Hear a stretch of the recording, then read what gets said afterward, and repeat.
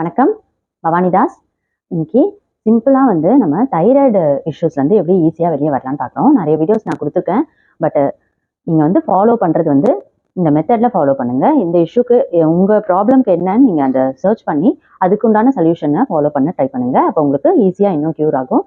இப்போ நம்ம ப்ரீத்திங் நான் நிறைய கொடுத்துருக்கேன். அந்த நீங்கள் ஃபஸ்ட்டு 30 மினிட்ஸ் கண்டிப்பாக ப்ரீத்திங் பண்ணணும் டெய்லி. ப்ரீத்திங் எக்ஸசைஸ் முடிஞ்சோடனே இந்த சிம்பிள் 3 எக்ஸசைஸ் ஃபாலோ பண்ணுங்கள். ஃபஸ்ட்டு வஜ்ராஸ் நல்லா கம்ஃபர்டபுளாக உட்காருங்க. உட்காந்துட்டு இப்படி இடுப்பில் கை வச்சுக்கோங்க. நீண்ட ஒன்றும் பண்ணிக்கலாம், இந்த பொசிஷனும் பண்ணிக்கலாம். நாக்கை நல்லா வெளியே விட்டு இங்கே தான் நமக்கு தைராய்டு கிளாண்ட் இருக்குது. ஸோ அதை டியூன் பண்ண போகிறோம். ப்ரீத்திங், சூரிய நமஸ்காரம் ப்ளஸ் இந்த எக்ஸசைஸ் ஒன்று முடிஞ்சால் டெய்லி ஃபாலோ பண்ணுங்கள். ஓகே, நல்லா நாக்கை எப்படி நீட்டிக்கணும். ஹா ஹா ஹா ஹா ஹா ஹா ஹா ஹா ஹா ஹா ஹா ஹா ஹா ஹா காக்கான்னு சொல்லணும். இது பேர் காக்கா ப்ரீத்திங்.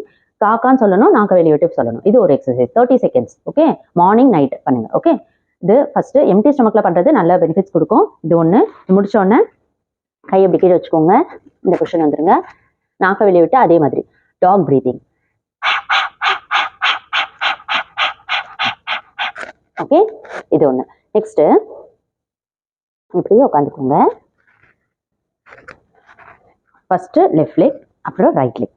ஓகே, சிம்மக்ரியா. இது எல்லாத்துக்குமே நல்லது. ஸ்ட்ரெஸ்ஸுனால தான் நமக்கு எல்லா கிளாண்டும் கரெக்டாக ஒர்க் ஆக மாட்டேங்குது. ஸோ அது இந்த சிம்மக்ரியா பண்ணும்போது ஆட்டோமேட்டிக்காக இட் கேன் ரெடியூஸ்.